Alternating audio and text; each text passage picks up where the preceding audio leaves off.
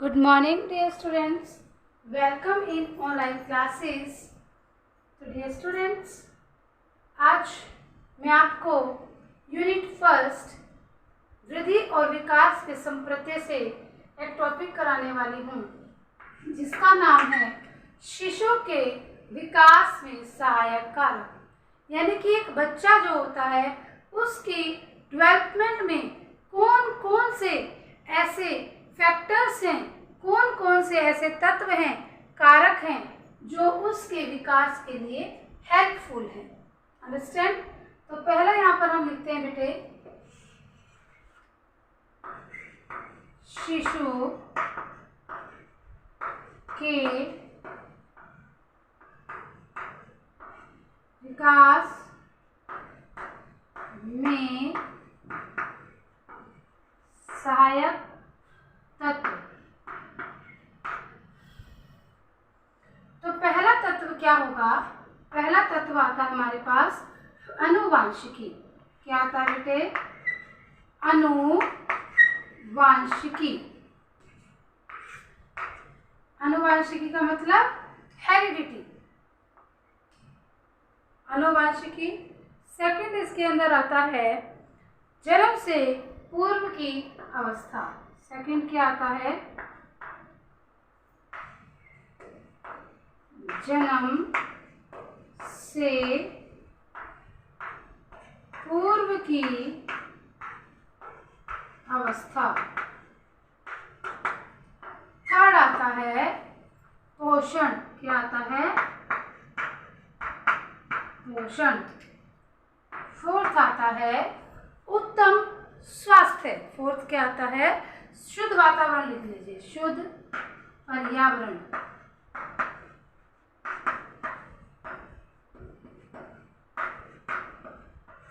शुद्ध पर्यावरण यानी कि एटमॉस्फेयर, वहाँ का शुद्ध एटमॉस्फेयर, हेल्दी एटमॉस्फेयर, शुद्ध एटमॉस्फेयर कह रही हूँ। उत्तम स्वास्थ्य तथा समयानुसार टीकाकरण। उत्तम स्वास्थ्य व समयानुसार टीकाकरण। अगला आता है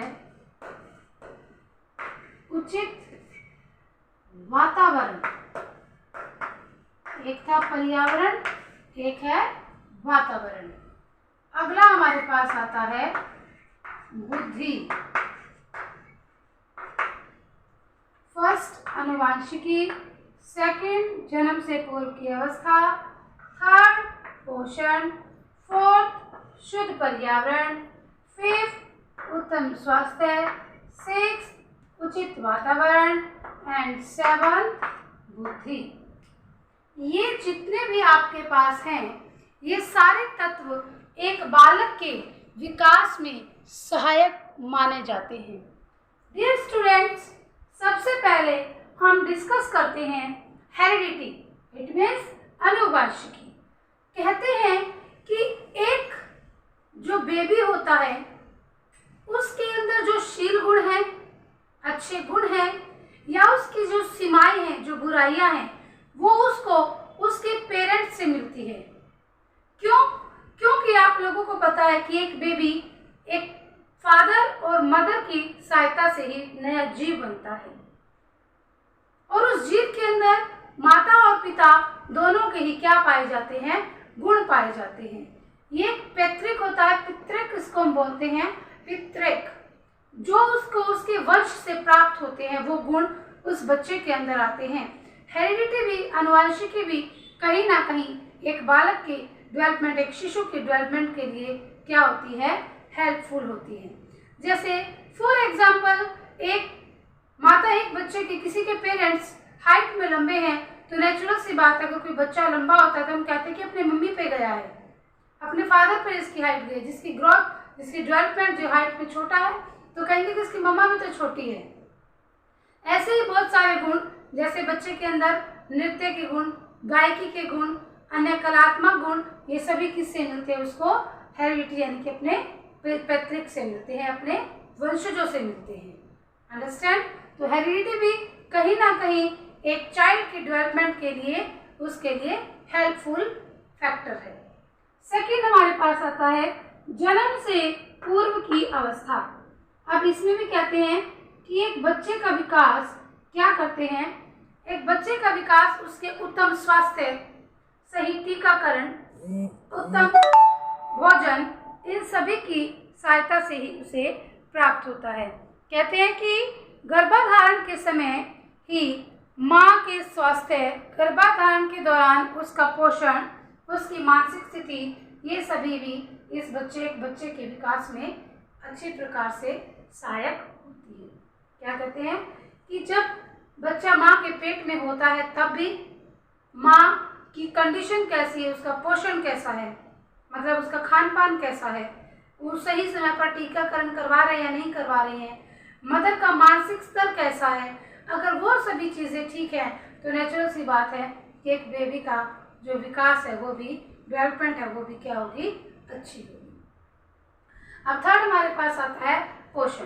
कहते हैं कि अच्छा स्वास्थ्य यानी कि तभी मिलता है, एक बच्चे का विकास तभी अच्छा होगा जब उसकी मदर ने गर्भ के समय या जन्म के पश्चात अच्छे पोषण को यानी कि अच्छा खाना, संतुलित आहार लिया होगा, समय पर अच्छे प्रकार से, उचित प्रकार से उसको खाना खिलाना, बनाना, उसकी कहते हैं कि अच्छा पोषण प्राप्त करने से ही व्यक्ति की मसल्स, मांसपेशियां, उसका मानसिक स्तर क्या होता है, बढ़ता है। अगर बच्चे का मानसिक स्तर अच्छा होगा, पोषण उसका अच्छा होगा, तो ही उसका मानसिक स्तर क्या होगा, अच्छा होगा। यहाँ पर ये बात कहते हैं कि अगर उसको खाना अच्छा मिलेगा, संतुलित आहार का वो सेवन करेगा, तभी क्या होगा, उस बच्चे का विकास अच्छा होगा, उसकी मांसपेशियां जो है वो हेल्दी होंगी, उसका जो मानसिक विकास है, शारीरिक विकास है, बोधात्मक विकास है, वो तभी क्या हुआ, अच्छे प्रकार से वर्क कर पाएगा।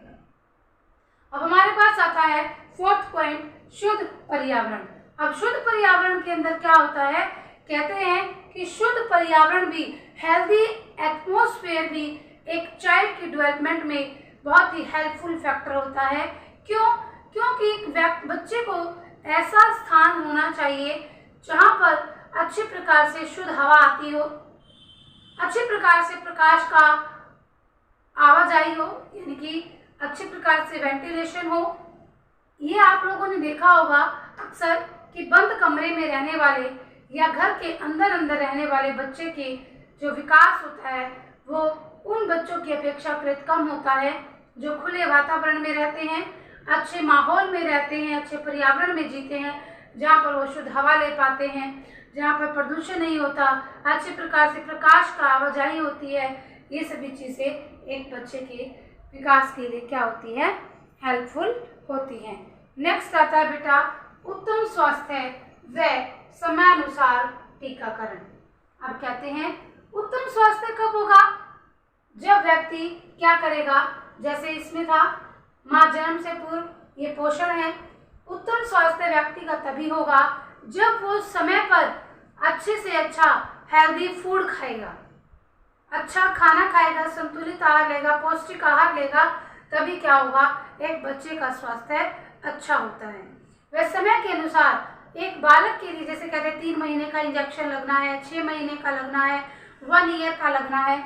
जब बच्चे का समय के अनुसार टीकाकरण होता रहता है तो जो उसके शरीर के अंदर हॉर्मोन्स का जो स्त्राव है, जो बहाव है, वो क्या रहता है, अच्छा रहता है, ठीक रहता है। इससे व्यक्ति का जो है विकास, बच्चे का जो विकास वो है अच्छा होता है। इसीलिए उत्तम स्वास्थ्य व समयानुसार टीकाकरण भी एक शिशु के विकास में मददगार कारक होता है। नेक्स्ट हम करते हैं उचित वातावरण। यहाँ पर तो था शुद्ध पर्यावरण, शुद्ध पर्यावरण में अच्छी हवा, प्रकाश, ये सभी चीजें आई थी। इसके अंदर धूप, ये सभी चीजें। उचित वातावरण का मतलब क्या होता है कि एक फैमिली के अंदर जो एनवायरनमेंट है, जो माहौल है, वो बहुत ही अच्छा खुशी का माहौल होना चाहिए। अगर व्यक्ति के घर, अगर उस बच्चे के घर में माहौल हर दिन लड़ाई झगड़े होते हैं, तो नेचुरल सी बात है उस बच्चे के मानसिक स्तर पर प्रभाव पड़ेगा। उसका जो विकास है वो तनाव अच्छे प्रकार से नहीं हो पाएगा। वो क्या फील करेगा, हमेशा इरिटेटिंग महसूस करेगा, तनाव महसूस करेगा। उसका जो मानसिक स्तर है वो वर्क करना बंद कर देता है, वो चिड़चिड़ा रहने लगता है, किसी से बात नहीं करता। यदि किसी परिवार का माहौल हंसी खुशी का है, बहुत ही मिलजुल कर बड़े प्रेम से स्नेह से रहते हैं, एक बच्चे को लड़ाई झगड़े देखने को ना मिले, प्यार प्रेम की भावना वहाँ पर अगर देखता है तो उस बच्चे का जो विकास है वो बहुत अच्छे प्रकार से होता है। उसके अंदर मानसिक जो स्तर है उसका बढ़ता है, उसके सोचने समझने की क्षमता भी ग्रो करती है। तो इस प्रकार उचित वातावरण एक बच्चे के विकास में सहायक कारक माना गया है। नेक्स्ट आता है बुद्धि। अब कहते हैं कई बच्चे होते हैं मंद बुद्धि, दो प्रकार के बच्चे होते हैं, तीव्र बुद्धि और मंद बुद्धि। कहते हैं कि जो बच्चे तीव्र बुद्धि के होते हैं, तेज, तीव्र मीन्स तेज, मंद मीन्स धीमा, जो बच्चे तीव्र बुद्धि के होते हैं तो हम कहते हैं कि उसके विकास के अंदर जो विकास की गति है वो क्या है, तीव्र है, तेज है, उसका जो विकास है वो तेजी से हुआ है। मंद बुद्धि के बालकों में विकास की जो गति होती है वो क्या होती है, धीमी होती है। तो डियर स्टूडेंट्स, आज हमने एक शिशु के विकास में सहायक सभी तत्वों पर चर्चा की है। उम्मीद करती हूँ आप सभी को समझ में आया होगा। अगर जिस स्टूडेंट को समझ में जो पॉइंट नहीं आता है आप एक पेज पर लिखकर होमवर्क के अंदर हमें भेज भी सकते हैं, या फिर क्वेश्चन मार्क कर ले, अंडरलाइन कर ले। जब भी आप स्कूल में आएंगे तो उस पॉइंट को आप समझ सकते हैं। Thank you and have a